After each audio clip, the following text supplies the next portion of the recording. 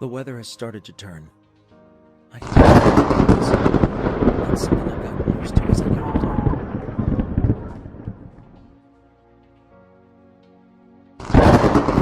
It's about to rain. Before I hear the first raindrop, I know it's coming. I get this nagging in my left leg, like minor teething in my joints. As soon as the rain starts, the feeling goes away.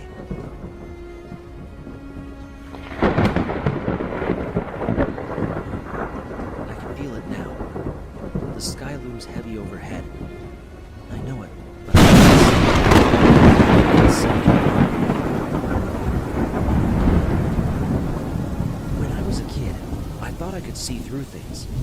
I was focusing and unfocusing my eyes, and it appeared as if I could make things move to the side or go away.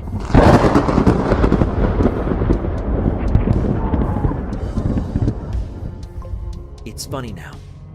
When one thing exists and one doesn't, it's not a debate of fact. It's just a matter of perspective.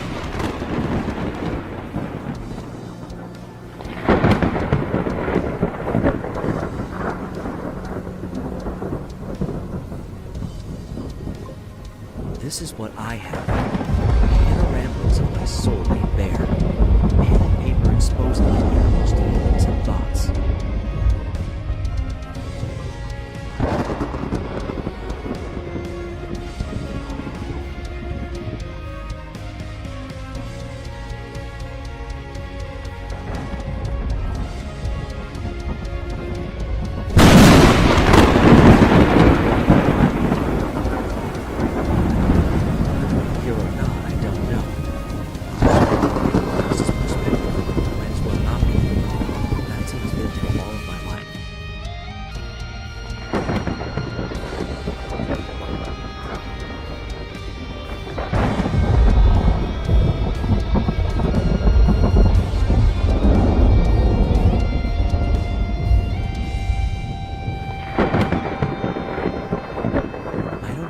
Or not, I have no evidence for my existence.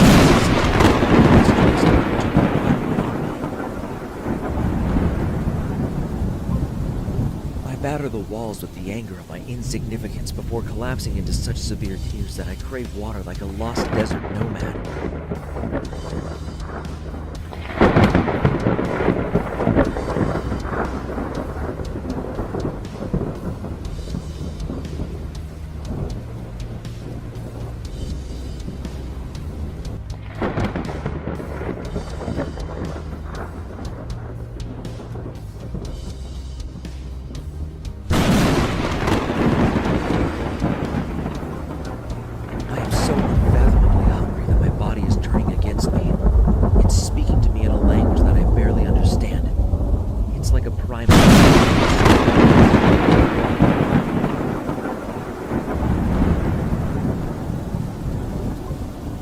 It's etched across my body, in my fading muscles, my swollen belly.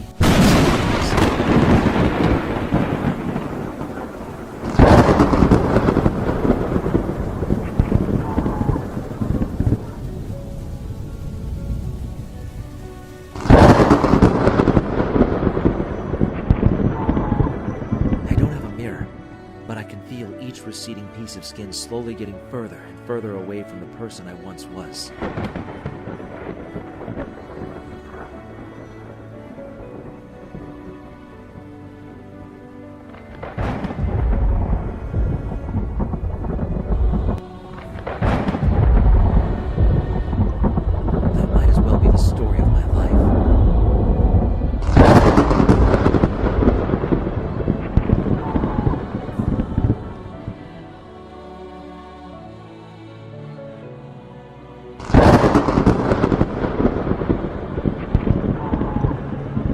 Is screaming at me in a guttural, unsaid sense that's it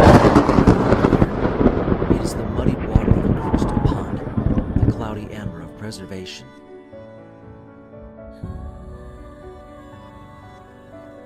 An ancient scream. I try to ignore it, but I can hear it. As my limbs become taut and I imagine the realization of complete oblivion is taking control.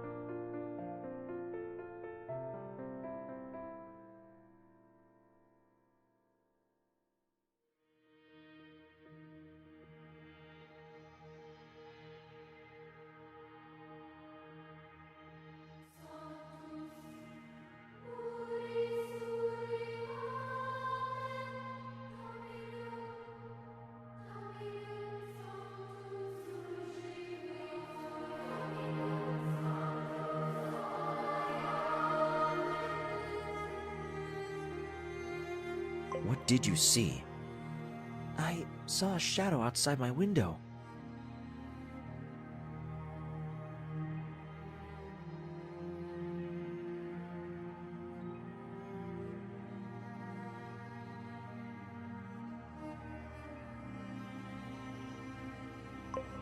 Did it say anything to you? I don't know. Think about what you told your parents. It told me not to tell anyone. You're safe, Dan. We're police officers. We're here to help you. That's right. You and your family are safe.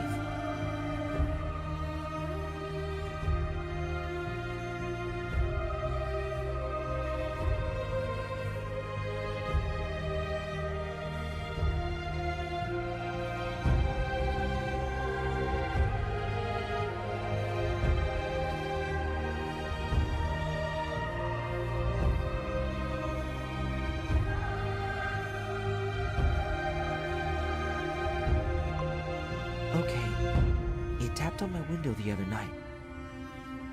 That was Wednesday, right? Yeah. I went to my window and I opened the curtains. And the shadow was there.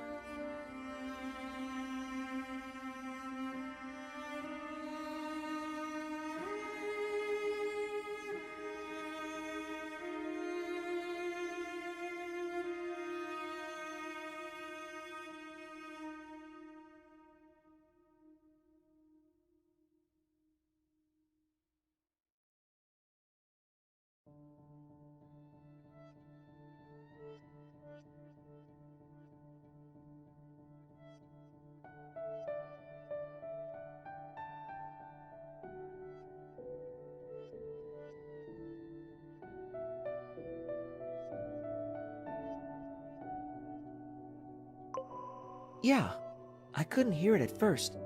I wasn't afraid yet. I didn't understand. You're doing great, Dan. Keep going. It kept whispering something. It wanted me to get closer. I leaned in to listen.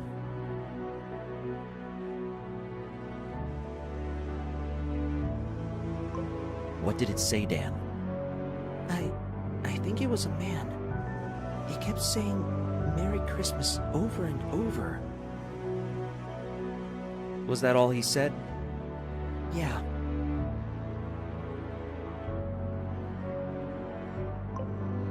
You're doing really great, Dan. Just one more question, okay? Okay. What happened after he said Merry Christmas? After it said it a few times, the shadow disappeared.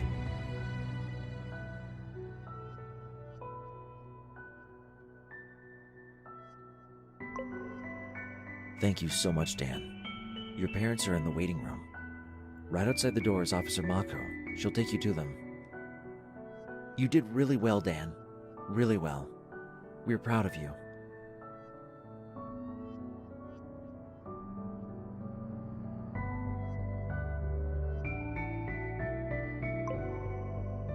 Tenant, what the fuck do we do? We stake out the house, but beyond that, there's nothing we can do.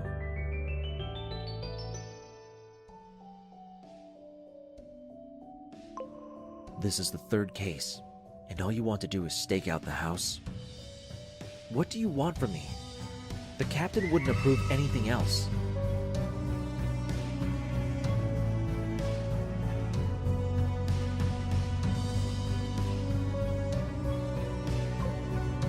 You know what that's going to do, right? Absolutely nothing. We have a caseload so big right now, the paperwork is literally falling off my desk. This is wrong. I know. But look, it's more likely the kid will be fine. They'll forget all about it like a bad dream. I'm heading out.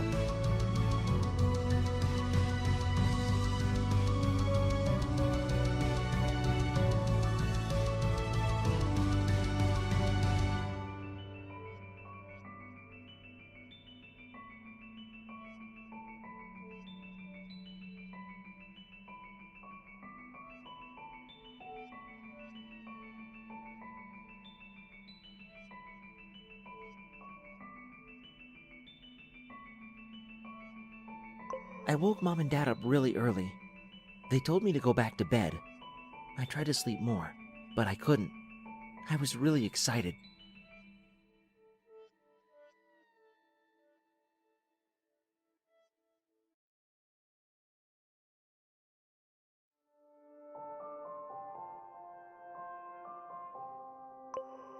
This is my 8th Christmas.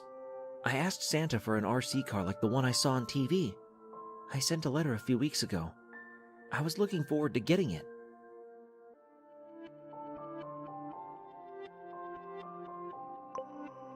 Finally, Mom and Dad woke up. It was 8 a.m. Dad made coffee and Mom made breakfast. We always do the presents after breakfast and before lunch.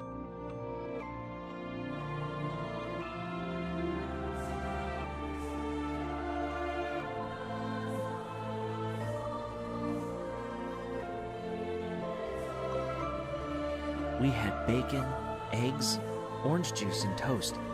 It was delicious. I was really looking forward to the presents.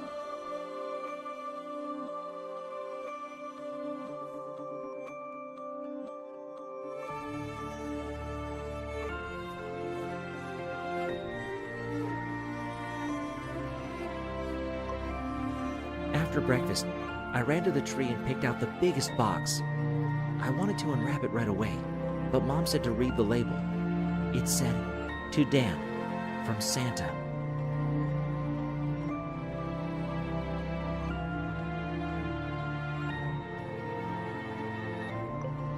Mom and Dad sat on the couch as I tore away at the wrapping paper. I was so happy when I saw the label. It was the exact RC car I wanted. Dad said that Santa always knew what little boys and girls wanted.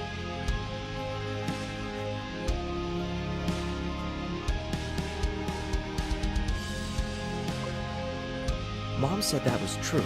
He did. He read all the letters. I opened more presents and got everything I wanted. Dad helped set up the RC car and I drove it around the sitting room.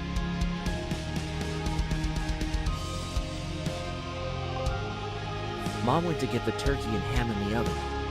The doorbell rang and I opened the front door. No one was there, but there was a huge present on our porch.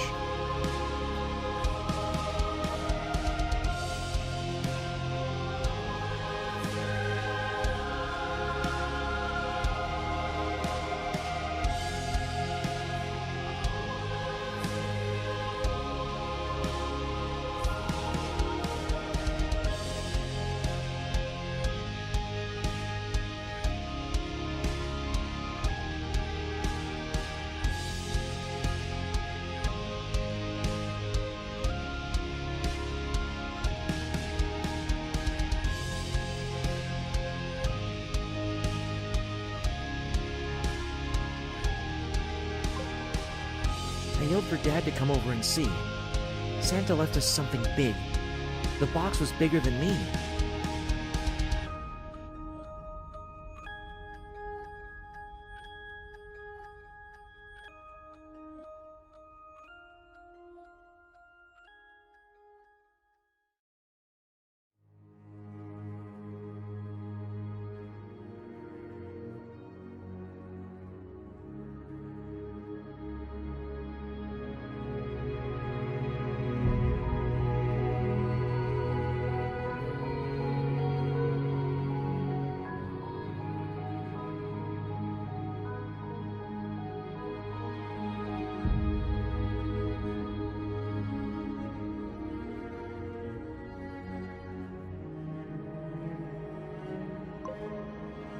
Dad looked confused and told me to go to my room for a bit. He must not have expected such a big surprise from Santa.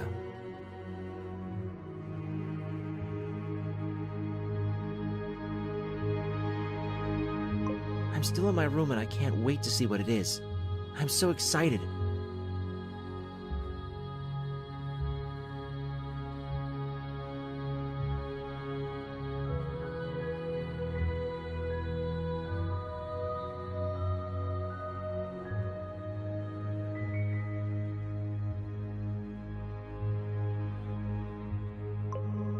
Thanks, Santa.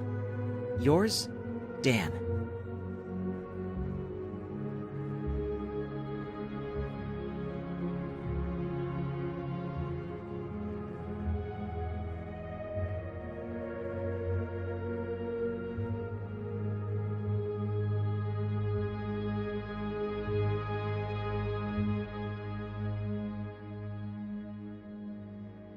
It's been a long while since I thought about Dan, but I'll give you what I remember.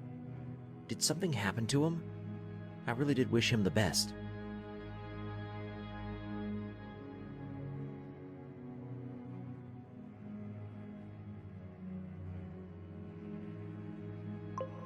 He was referred to me from a general practice in, I think, 1989. Apparently he'd been having some weird issues at home and in school, which is, not unusual for 15-year-olds. I got the reports of what happened. Well, if you're calling about Dan, you know what that is. I got copies from his regular doctor. Awful. Really awful. I felt for the kid. I wasn't sure what was going to happen in his first session. I went in expecting the worst, but it wasn't the worst. Or, well, the best either. He felt a little detached, he said. Removed from his peers, and a little from himself too. Disassociation as a trauma response, even years later, is perfectly normal, and I knew what I was dealing with.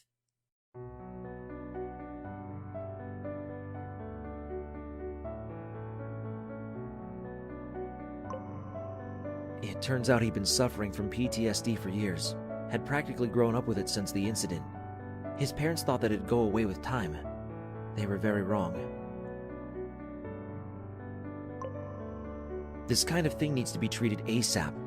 It disrupts your sleep, your energy levels, your anxiety levels. When it runs rampant and uncontrolled, it can pervade every area of your life.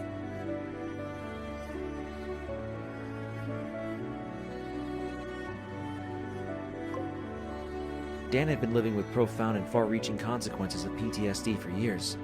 He thought it was normal, but I helped. At least I think I did. We went through basic cognitive behavioral therapy. This helped him feel grounded, in control of himself and his thoughts. It curbed the disassociation, helped him feel a bit normal again.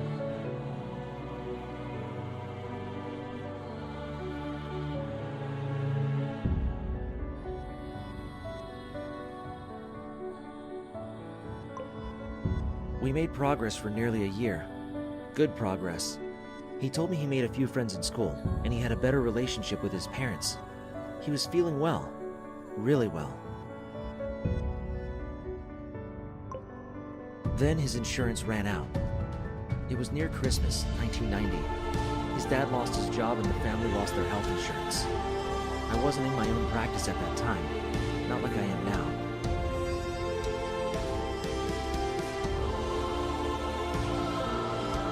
If I gave him a discount and did sessions outside of my regular work, I would have lost my own job. What was I to do? I was young, 2 years out of college.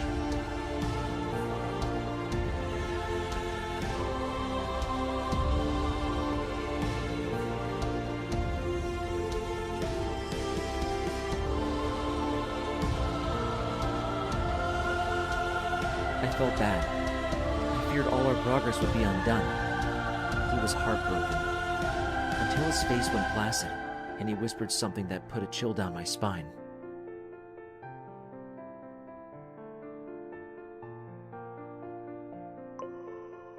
"Merry Christmas to me," he said.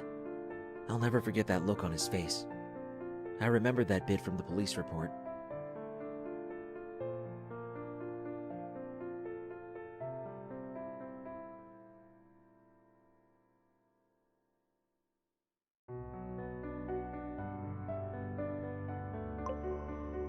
I didn't sleep that night. I didn't sleep well for weeks. A flawed healthcare system had just let this boy loose. Then I heard about the assault.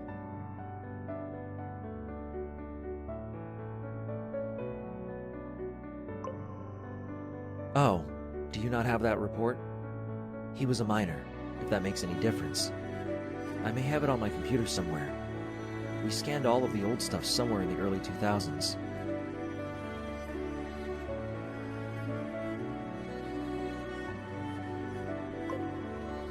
I'll get it to you later.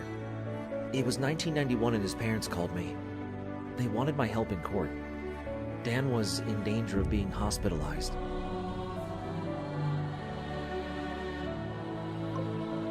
I'm sure you know the hospitalization I'm referring to. They wanted testimony from me. I asked what he did, and they said he assaulted a mall Santa. They didn't go into details. I found out later it was pretty brutal, but I gave testimony. Told them he needed therapy, but not in a confined manner against his will. He just needed what every other country in the world gave for free.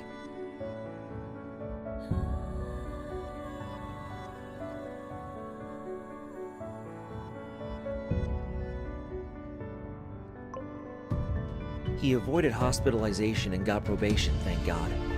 But he didn't dodge it the next time. Couldn't really.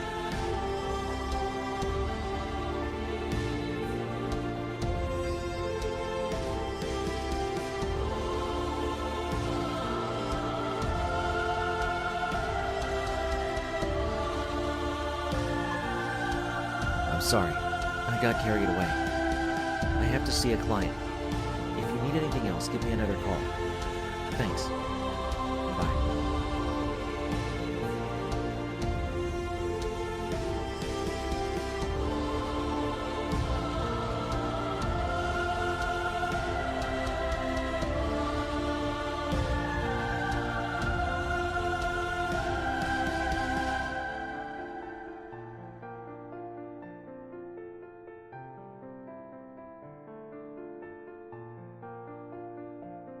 I hate this costume. This red and white prison. I loathe it like I loathe myself. It's a part of me.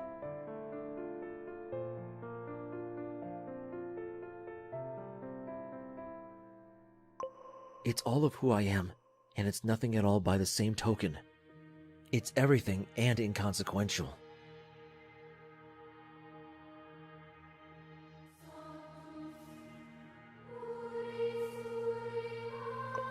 The factors that brought it to life are the same ones that brought me to extinction.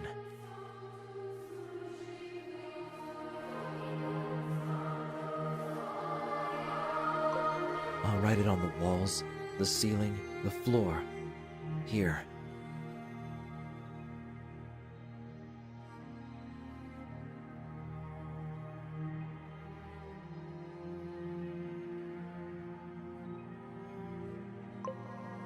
How can you hate something that consumes you, feeds you, loves you?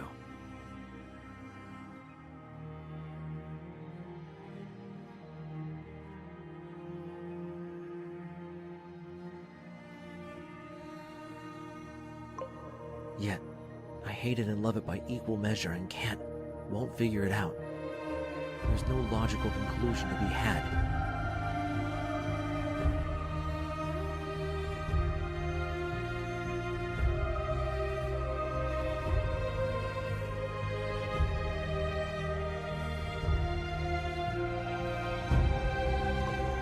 I tear at it and repair the tears through suffering. I rip it and I myself am torn apart. I am it.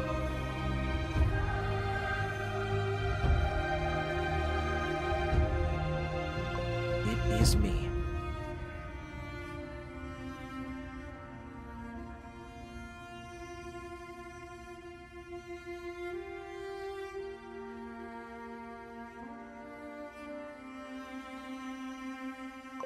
I lost the hat God knows when, and it felt like I lost a part of myself, like a chunk of memories and experiences had up and left in the middle of the night.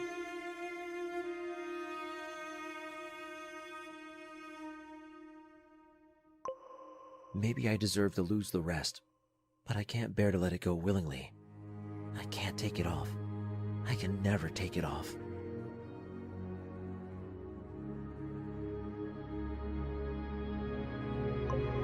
I will sit here until my dying days wearing it. I will be buried in it. I will decompose, and it will hug my bones until my coffin meets oblivion, and we are all united in the singularity of the universal reverse Big Bang.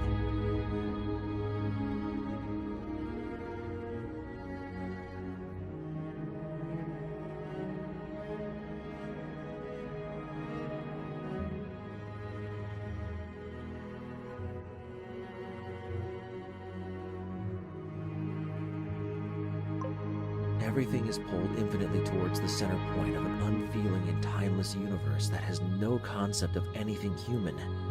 It gives us life, but consumes life and matter in more than equal proportion. I will sit here until my dying days. The universe will have to wait to get its hands on me.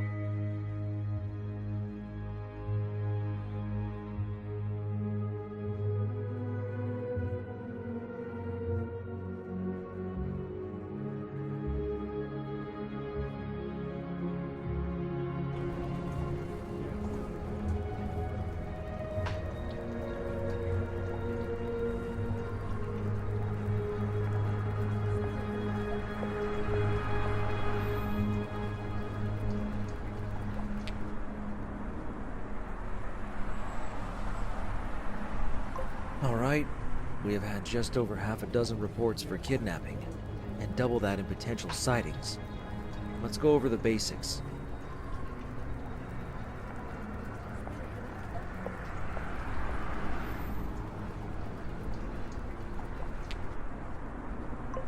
We have a costumed lunatic, a first for this department. He should not be considered armed, but should be considered dangerous.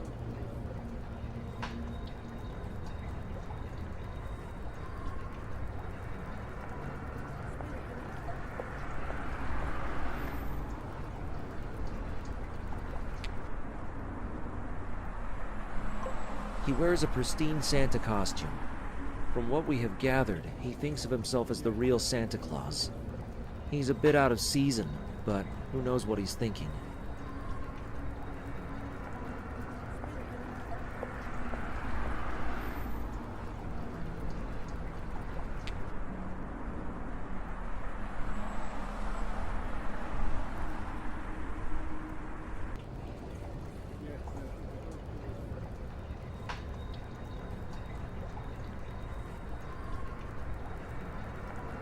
His main method of kidnapping is luring kids in with his costume first, then convincing them. I want all of you to read over the report on page 3 of the document stapled in front of you.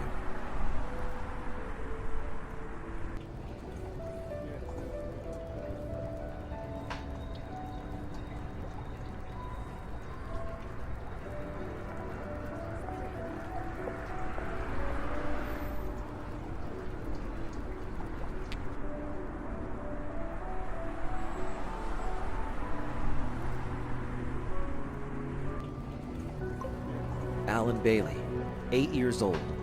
A neighbor had their eyes on the whole thing, and when they went out to confront Santa, they'd both disappeared. Alan was then reported missing by his parents when the concerned neighbor went next door.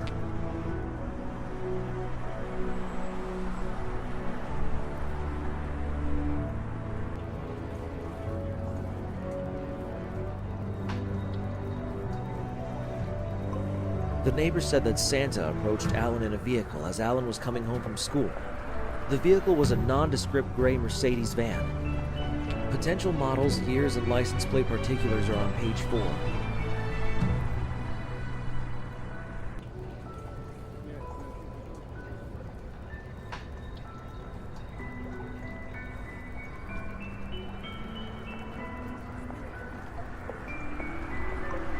They conversed for around a minute, by which point the neighbor went to go outside and lost sight of them.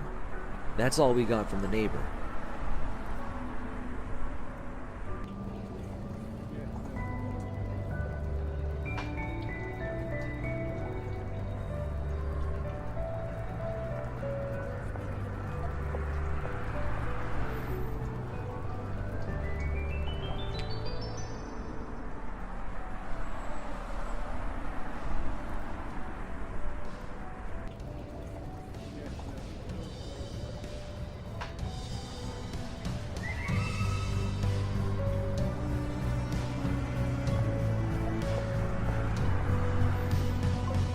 Page 6. Courtney Perry, age 9.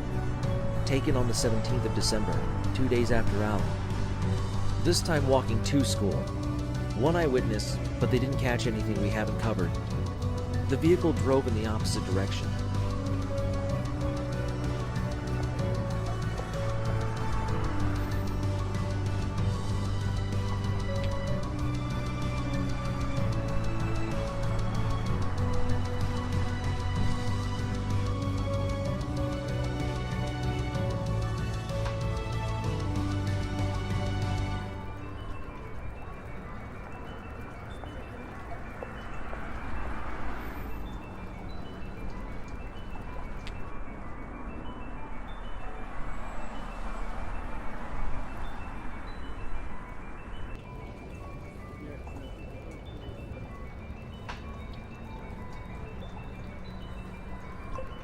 Approximate time of abduction is 8:34 a.m.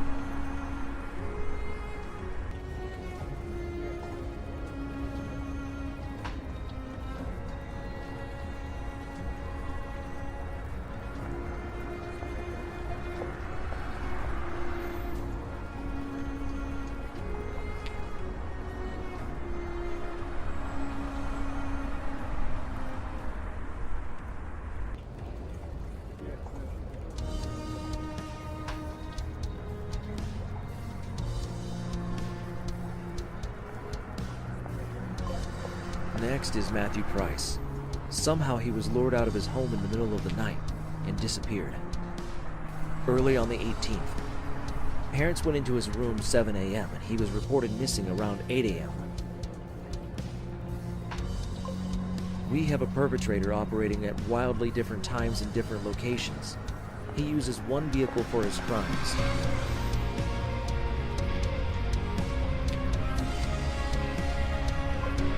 This is everyone's first priority. You're to drop everything that is not critically important and get to work on this. The city is in panic mode.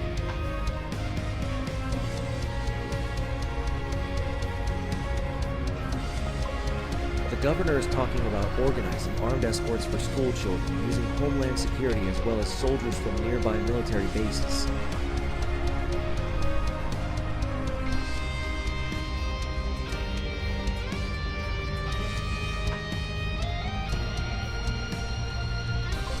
I have told him personally that will likely make the situation worse.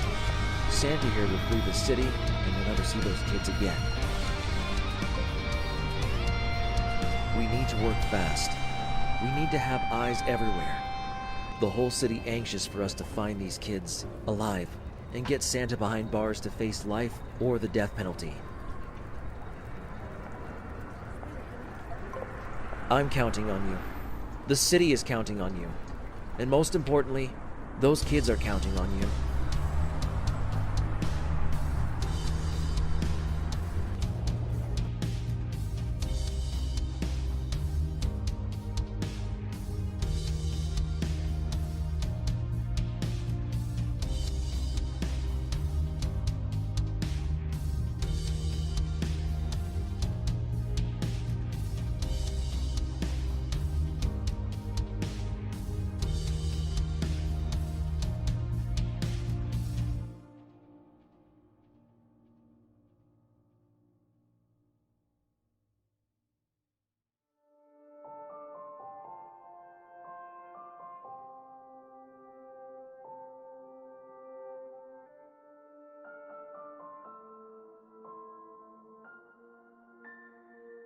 The memories of what happened to me swarm like flies in my head. I keep seeing his face. The beard. At first I thought the beard was fake, until I tugged on it. Then, he slapped me in the face. It was real. The blood in my mouth made me learn my lesson.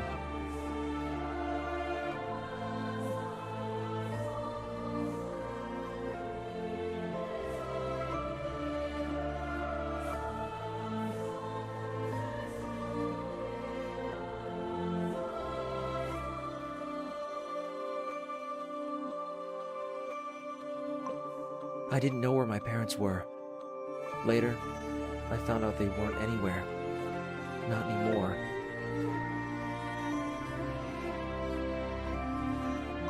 I just keep seeing his face.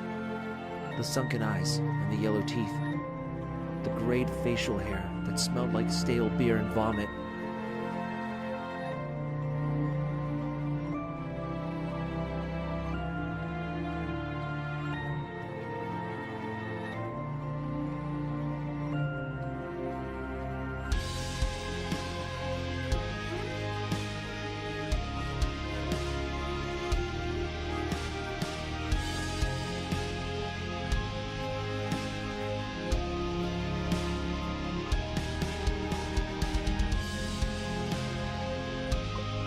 Days stretched into weeks.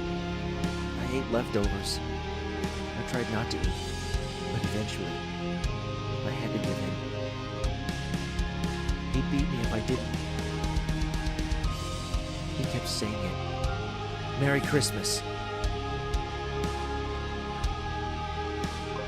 When he whipped me, when he hit me, he acted as if he was giving me a gift, and I know it was only for his sick pleasure.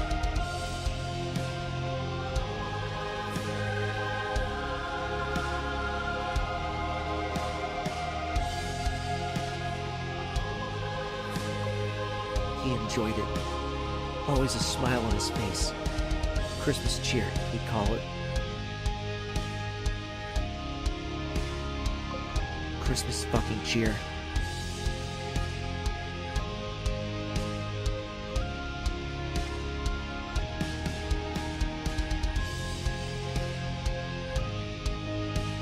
I don't know how long I was down there. It was dark. I learned after that it was an illegally constructed basement in an industrial unit. I was half an hour away from my own home, but I may as well have been on a different planet.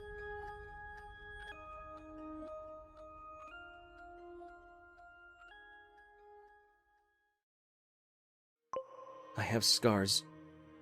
They run down my legs, across my back, my arms, my thighs.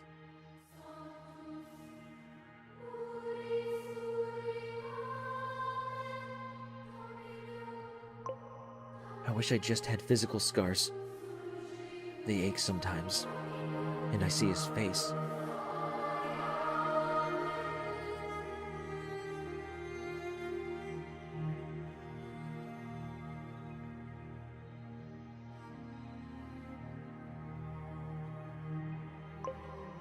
He's laughing. He has a metal chain in his hand. I can smell that disgusting smell. Feel the wet patch beneath my feet where I'd urinated earlier.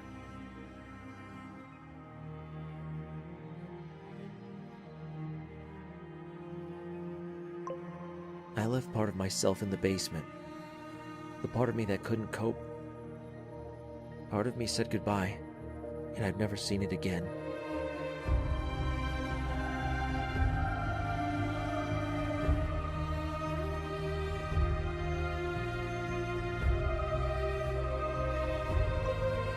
I got glimpses in high school. I made some friends for the first time since.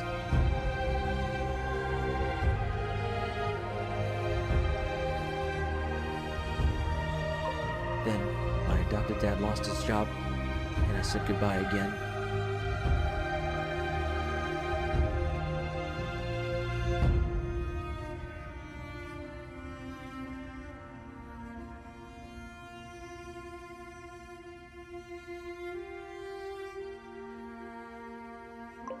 I deserve it.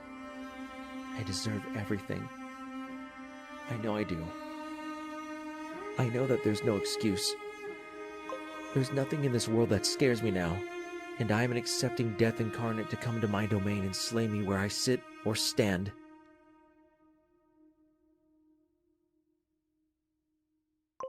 I have been a terrible director for my own destiny, with a journey that was flawed from the start. I could have been something.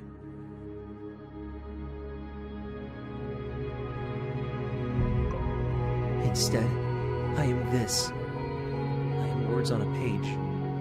I am my memories, my trauma, my lived experience.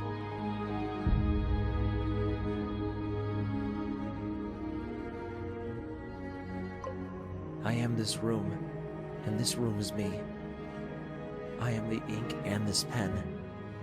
I am the blanket I ball my dry tears into. I am the floor that threatens to consume me. The light blinks, and I fear I've disappeared for a moment. I hear scratching in the walls at night that terrifies me. Something is digging to me.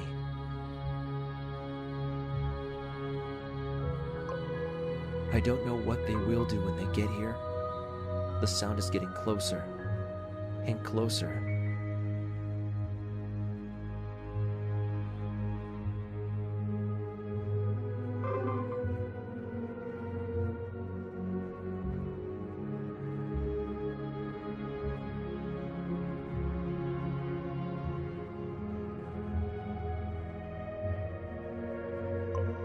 Every night a little bit louder, more fervent scratching. Sometimes I think it's inside my head and something is digging into my brain.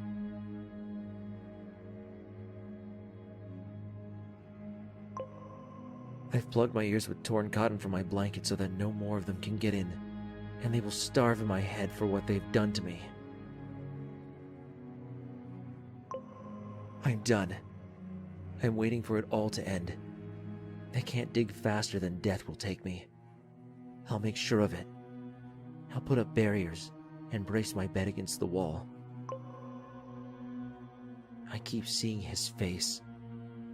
I keep smelling that god-awful smell.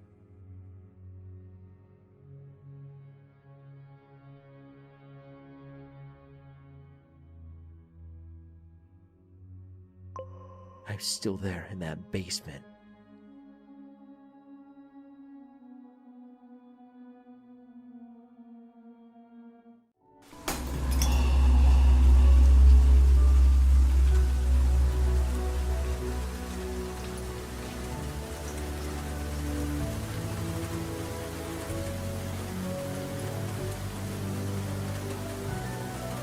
What did I think of Dan?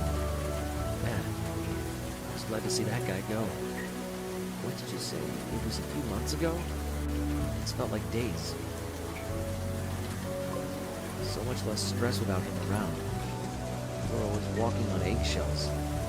Now we have a psychotic break on a whim.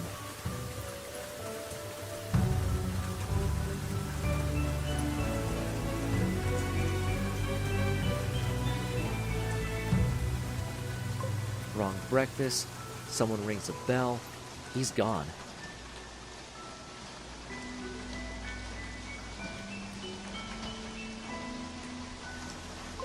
You said Christmas?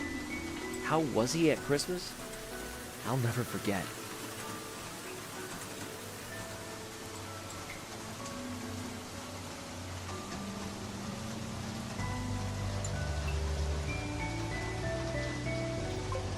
A couple months ago, well, late last year, a lot of us were in the front room. You know, TV is always on. Sometimes there's a debate around the remote.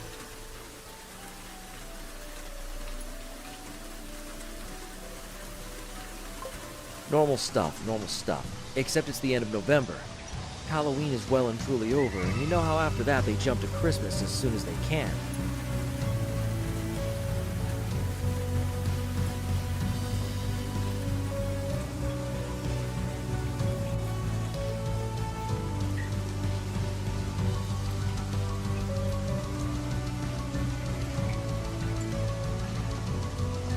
PBS was on, they were doing a special, I can't remember what it was, but after that, they put on that. You know, that old animated snowman movie? Like, early 80s, I think. A classic.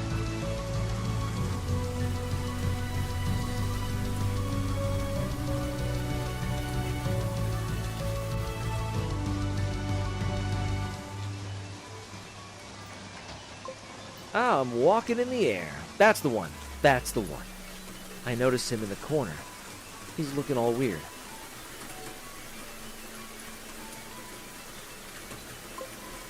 He gets like that sometimes. We all leave him alone, you know? But his leg is going up and down. He's staring at the TV. Then he's looking around.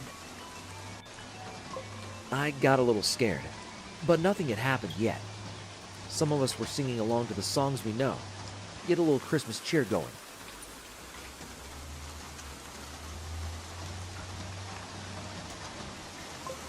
It's grim here, especially around Christmas. Not everyone has visitors. It's a dark season, so we like to get a little lively.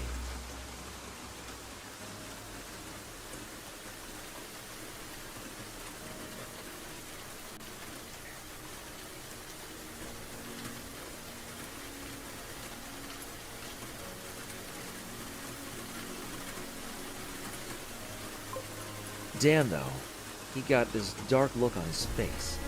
As soon as Santa came on the screen, something in him snapped.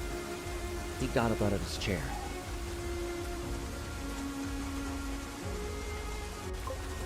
I'd heard rumors, all hearsay, about what may or may not have happened to him.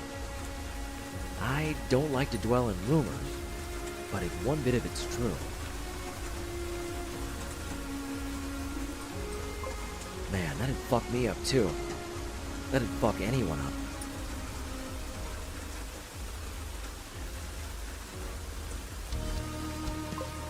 Stay on target, you said?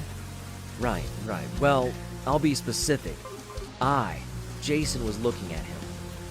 He stood up. He had that look on his face. The one I just said.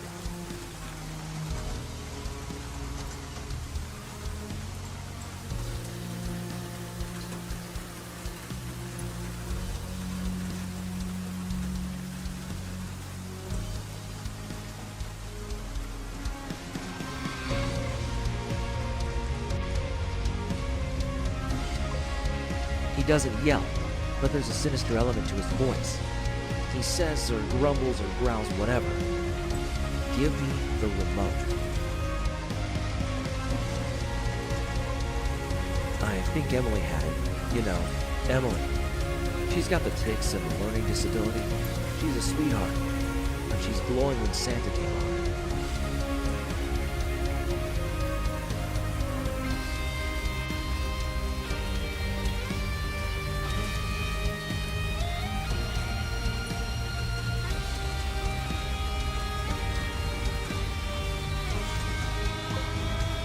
She's like a kid, at heart. She doesn't listen.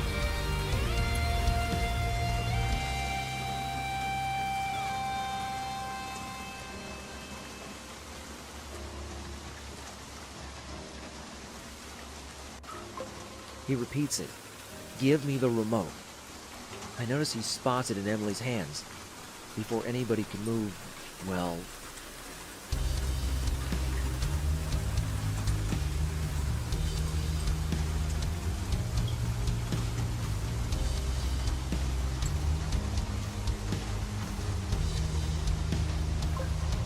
He lunges and strikes her in the face. We're all in shock. It's not a violent ward. There's rarely any scuffles, but especially not with people like Emily.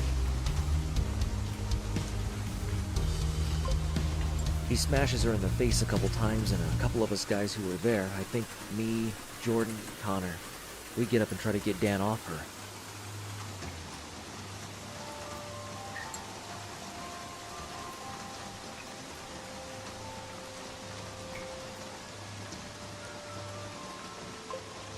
He's determined, but with a few strikes of her own, he loses his grip and starts thrashing. The orderlies get involved now. They get security in quick. We let go of him, and he gets tased immediately.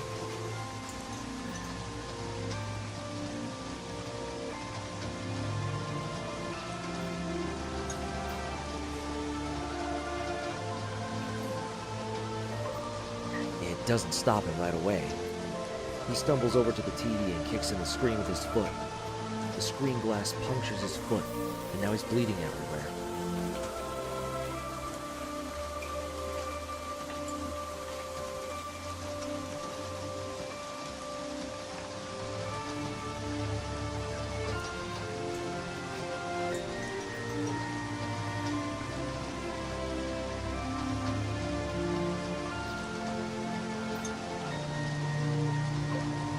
Security doesn't know what to do. The area's cleared, so they take out the batons. They start beating him. That was the last time I saw Dan. We all went back to our rooms. We heard him screaming. Merry Christmas, he screamed.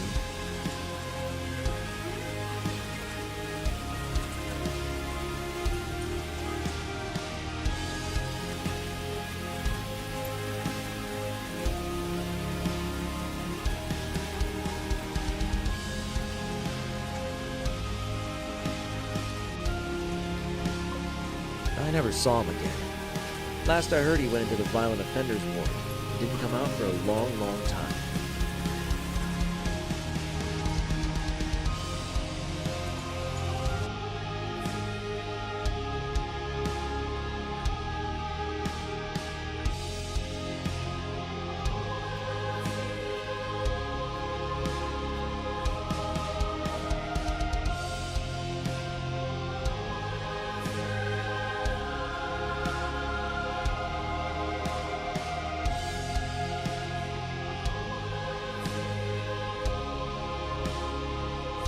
The latest update on the crazy Santa case is another kidnapping has occurred this afternoon. Stacy Berry, 10 years old, who was playing with other kids in her neighborhood at 4 o'clock today, was the victim.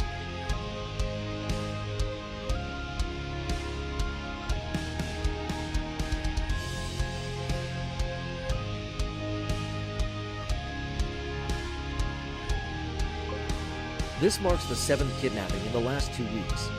Parents across the city are panicking. Many are keeping their kids indoors and not sending them to school.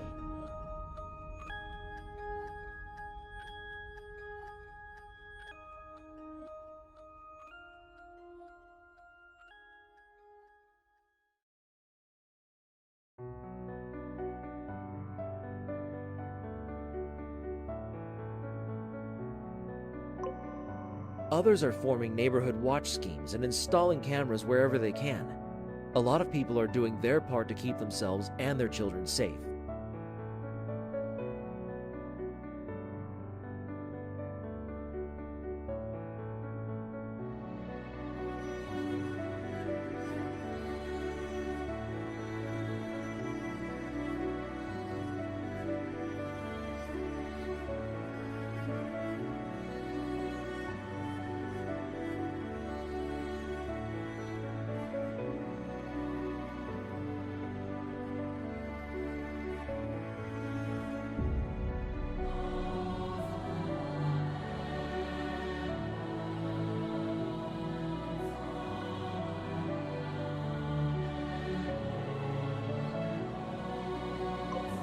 But what are the police doing?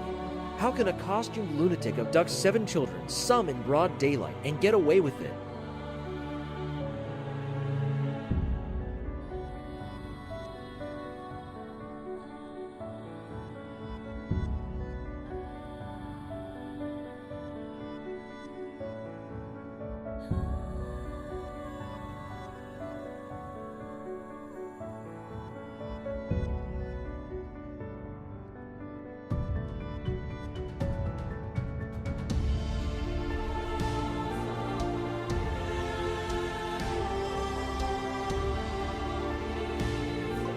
Many are rightfully outraged.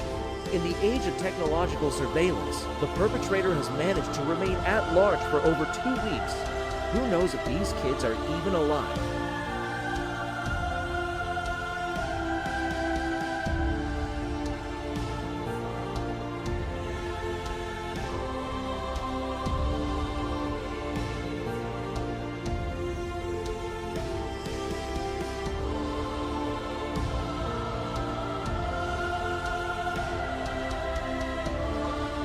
Who knows what's happening with them? The police need to act faster.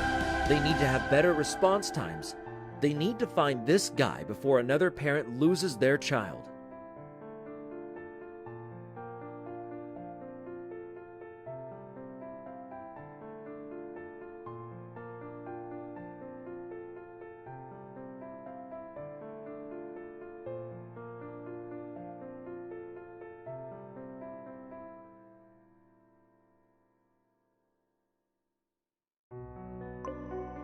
Why did we give up our right to privacy in the digital age if people like this can't even be caught?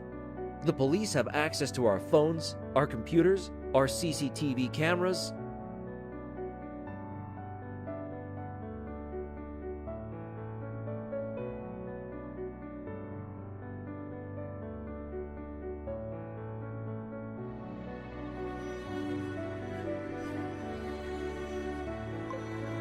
What's stopping them from tracking this guy's phone and getting the kids? The answer, ladies and gentlemen, is simple.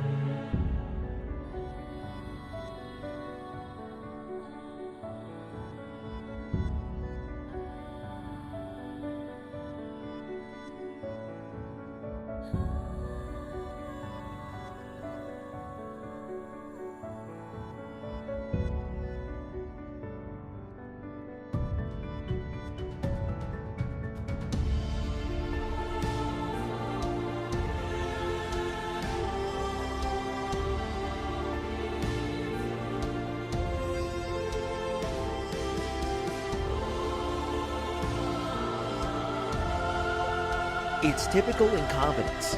We see it at every level of our government, and this radio broadcaster wants to see it change.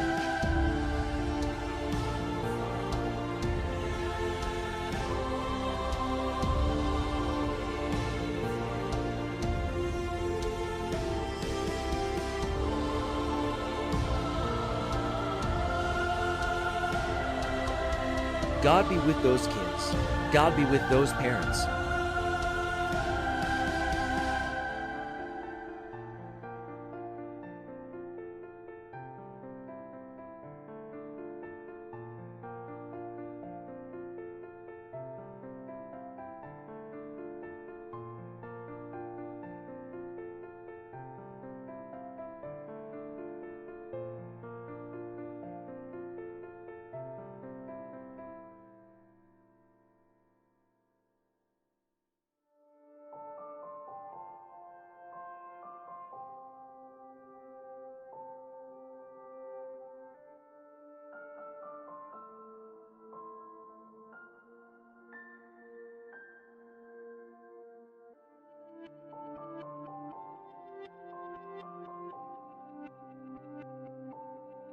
And God be with you, listener.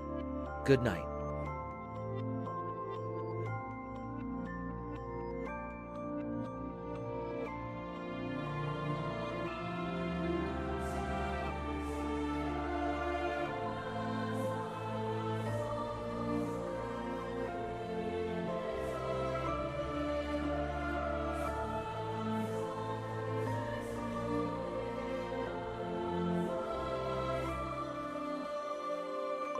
I miss my mom.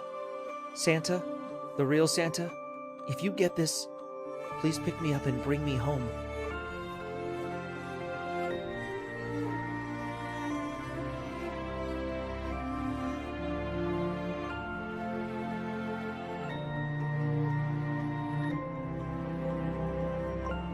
I was looking forward to Christmas, but I don't know why I'm here.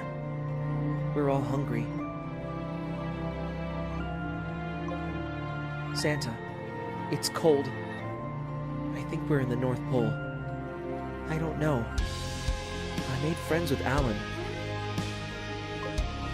This Santa smells. He's old. I don't think he's the real one. I hope my dog is okay.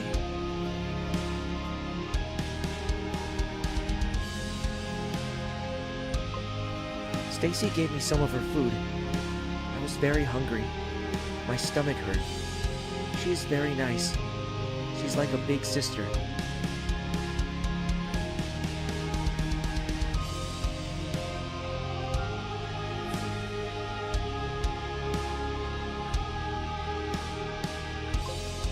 We're playing games when we're left in the dark. It's hard to sleep. Santa said he's saving us from our parents.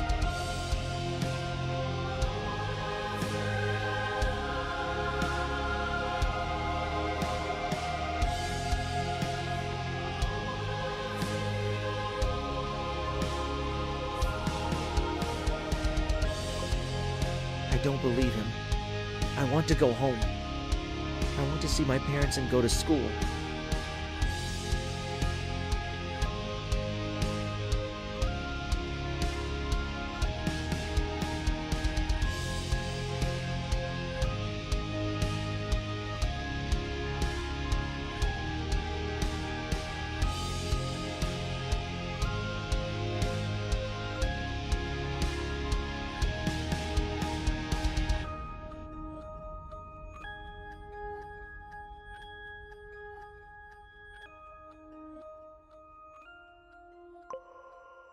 The blankets got wet in the night. There's a leak in the ceiling. Mandy put the toilet bucket there, but it's nearly full.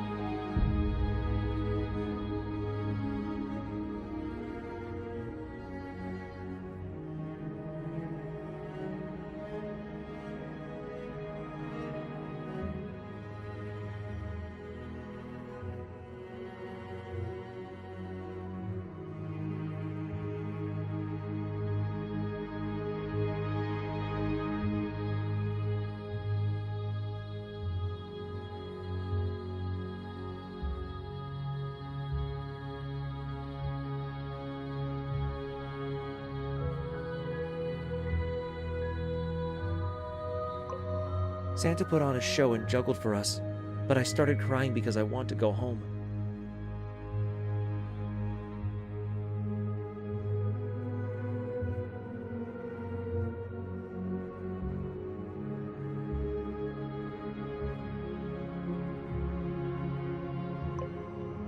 Santa was not happy and didn't give us dinner.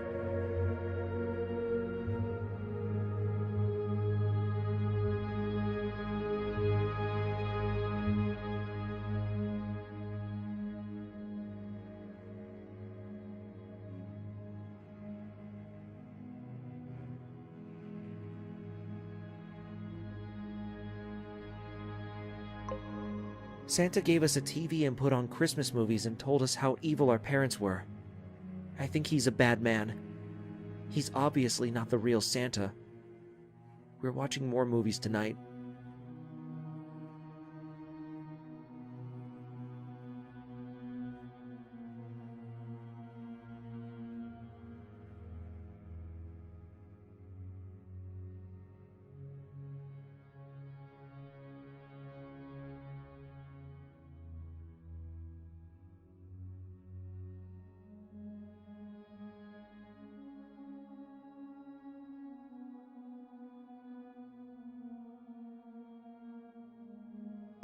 I don't know how long I was in the dark.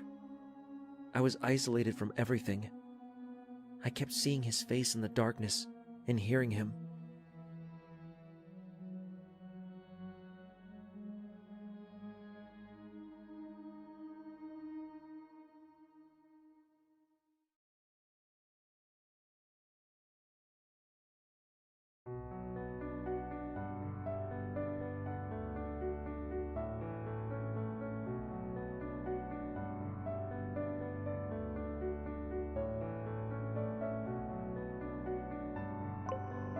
They brought meds and food once a day. They opened a shutter on the door, put it through, and closed it. That was the only light I saw.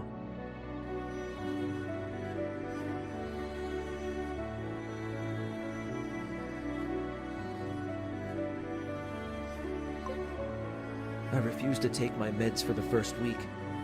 Then the guard came in and beat me. He told me if I didn't take them, they'd stop feeding me.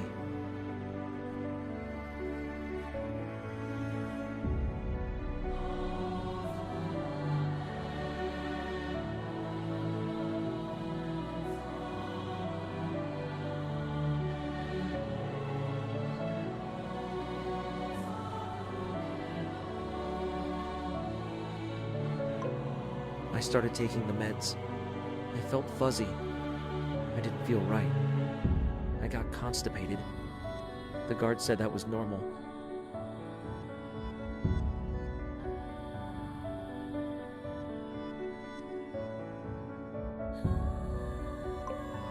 After a while, I got transferred. That was 2 years ago now. I was the only one in there for another year.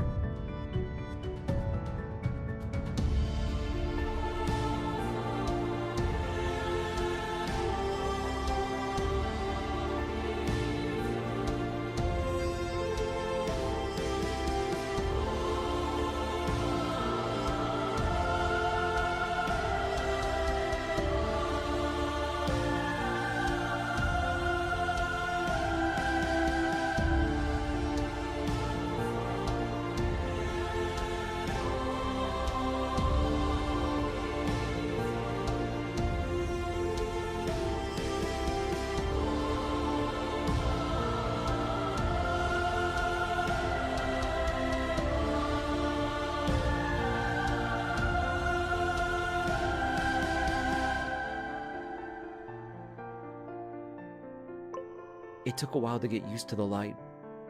My eyes had trouble adjusting after so long in the darkness. I didn't improve. I kept seeing him when the lights went off at night.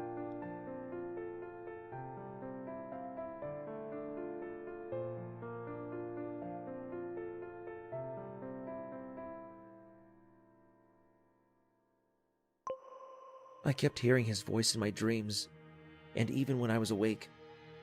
I'm still in that basement.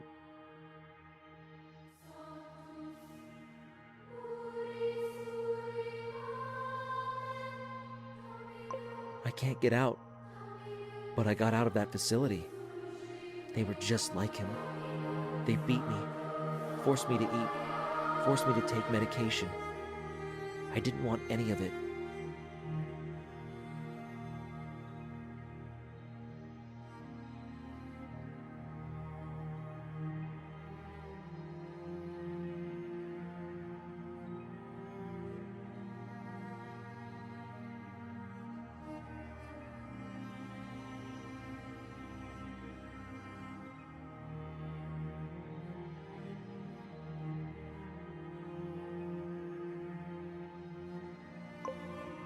They shouldn't be allowed to take my freedom away like that.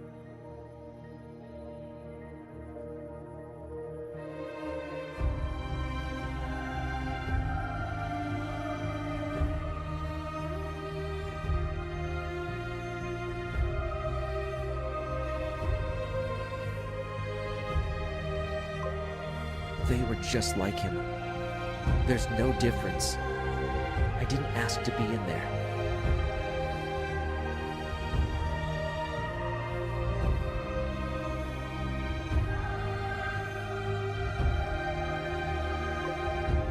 That's why I escaped.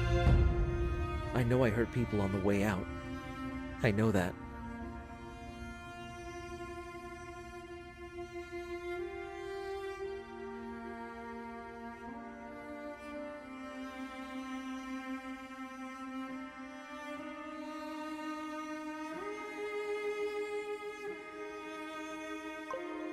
But there was no other way for me to be free. I couldn't be in that place anymore.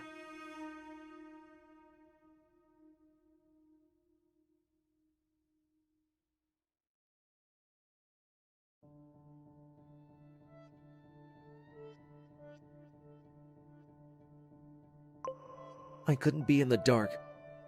I couldn't. I was dying in there. I couldn't be in the dark.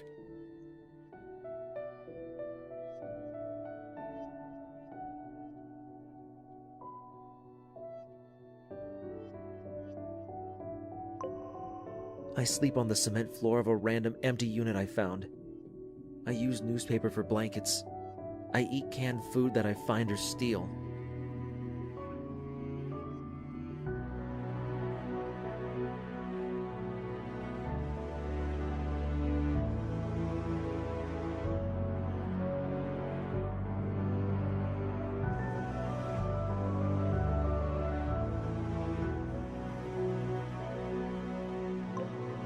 But it's better out here. I'm in control. I don't see him nearly as often anymore. I'm better. Much better.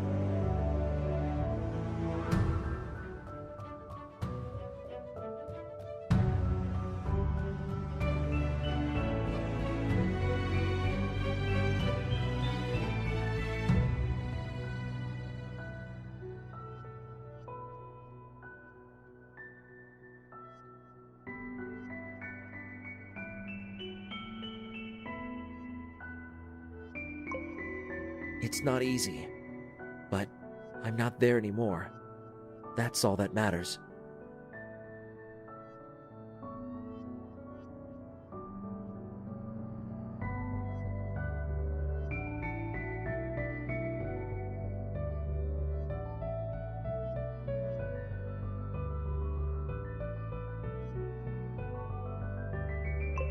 I am the creator of my own destiny, and I will make something of myself.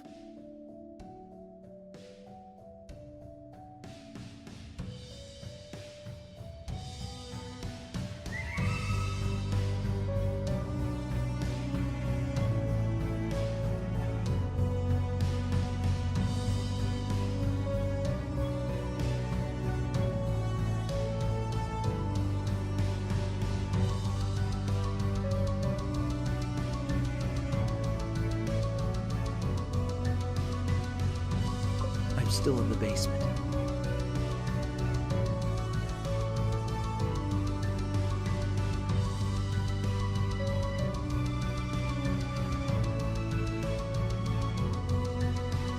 Merry Christmas.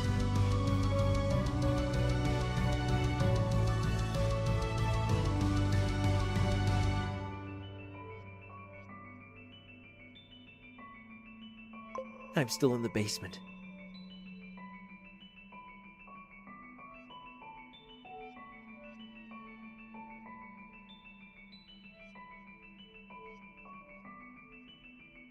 Merry Christmas.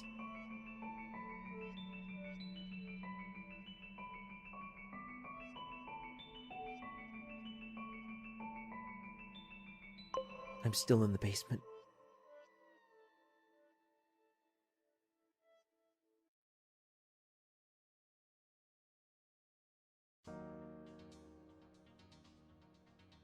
I'm still in the basement.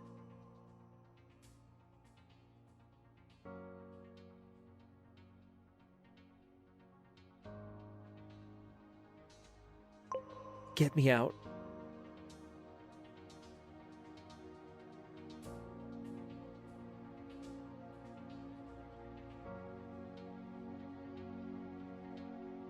Help me.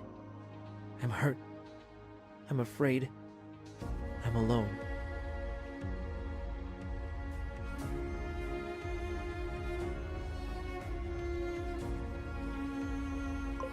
Merry Christmas. I hear it in his voice.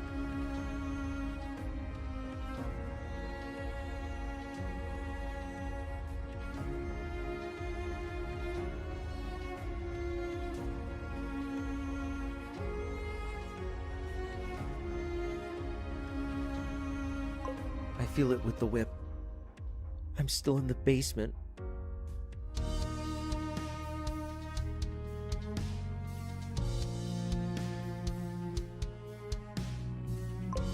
I'm still there. Get me out. I can't stand it here.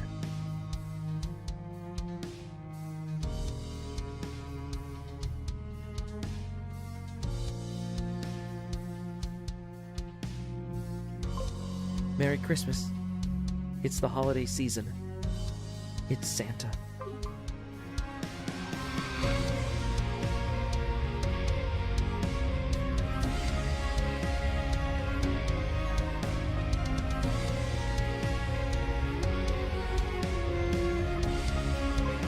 I'm becoming him, and I don't know how to stop it.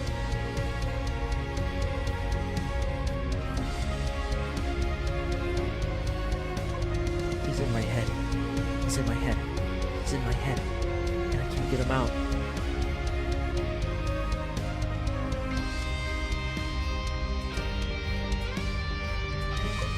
I'm still in the basement. He's part of me. That's how he gets through.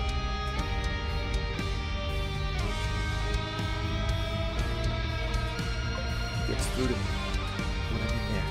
And I can't get out.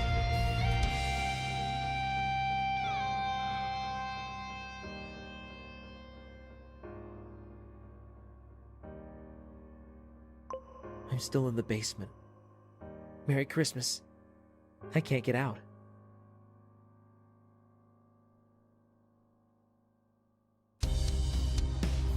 Help me, please.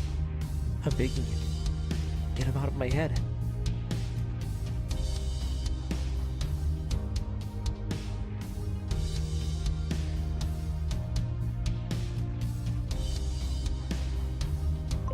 I'm still in the basement, and I need help.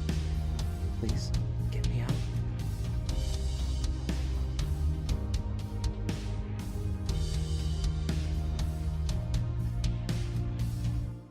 Please get me out of here. I can't see anything in the dark.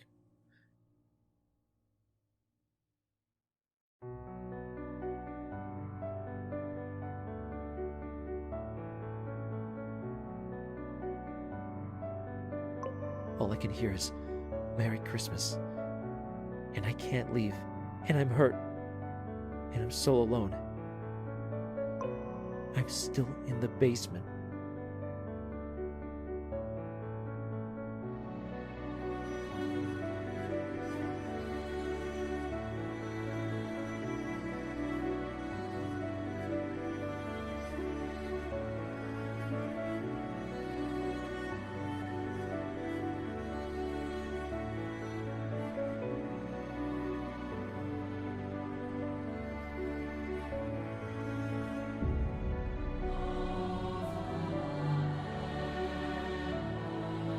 We were finally able to locate the suspect's premises after tirelessly searching for clues the victims gave us.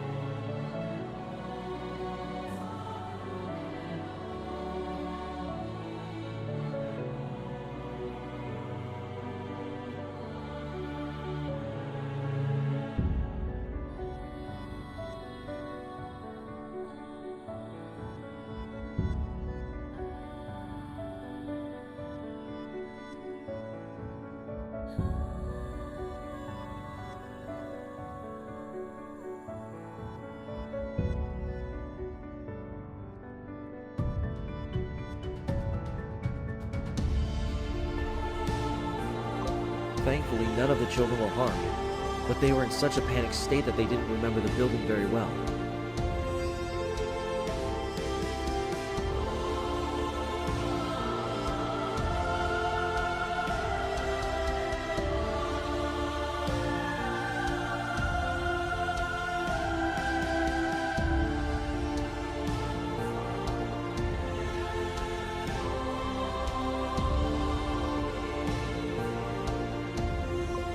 They were kept in the dark for a lot of it, and they were let free, it seems, at night.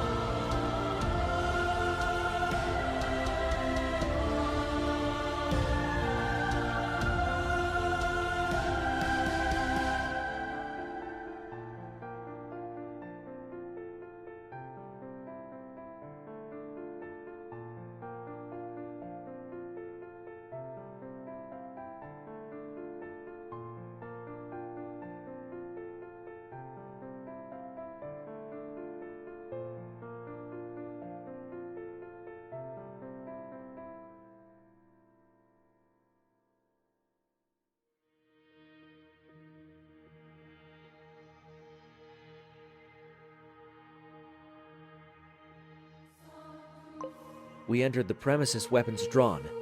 No lights were on. The building was empty save for shitty broken down furniture.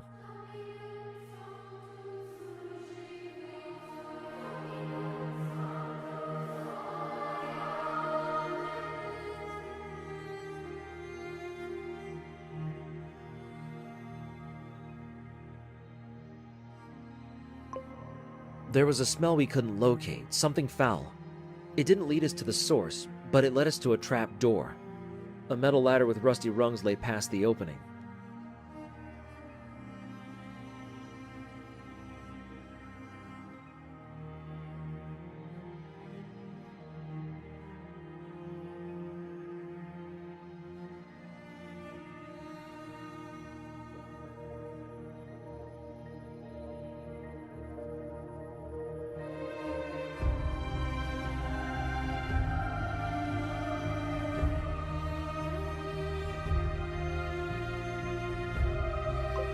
We called for a SWAT team.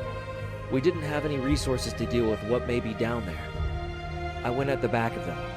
They dropped a flashbang and flew down the ladder after it went off.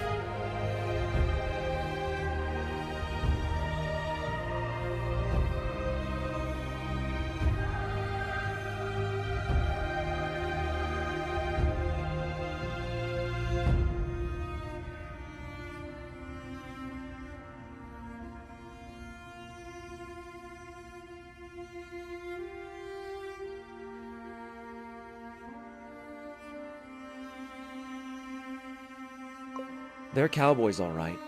They get it done. But it turns out we didn't need them. Everyone was gagging at the smell.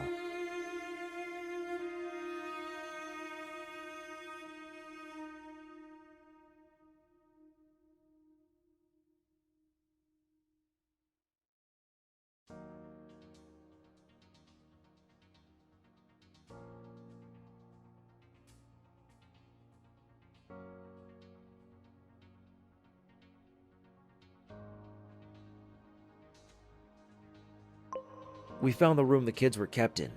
It was covered in urine, feces, a few buckets full, and some on the floor and walls. There were letters strewn among them in children's handwriting.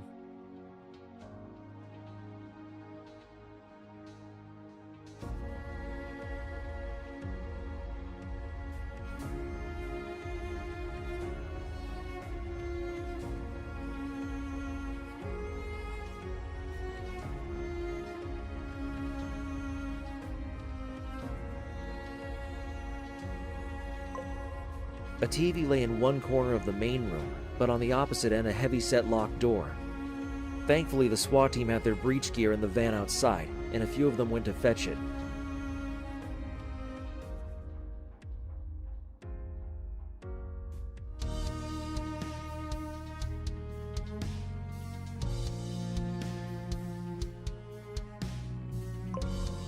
I waited at the back of the room, but I think we all knew what was behind it.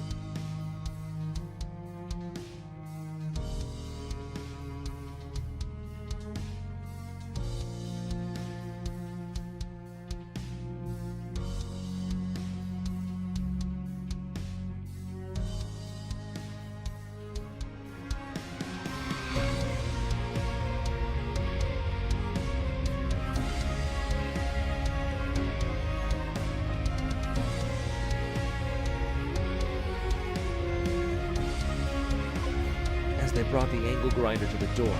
I wonder what it takes for someone to do this. In all the years I've been with the FBI, I could have never anticipated a case like this. I've presided over cases with serial killers, rapists, pedophiles, the worst of the worst.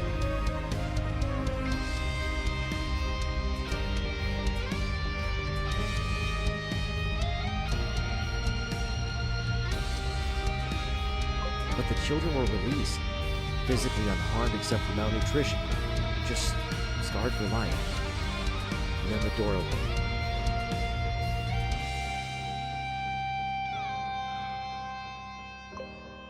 Some of us gagged and vomited. I barely held it together. The body in the Santa costume was in the middling stages of decomposition.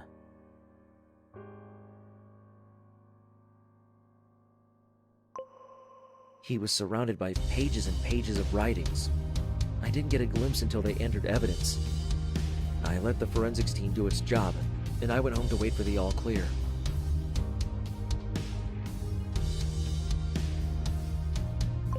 I have no idea what makes a man do these things and lock himself away to die slowly.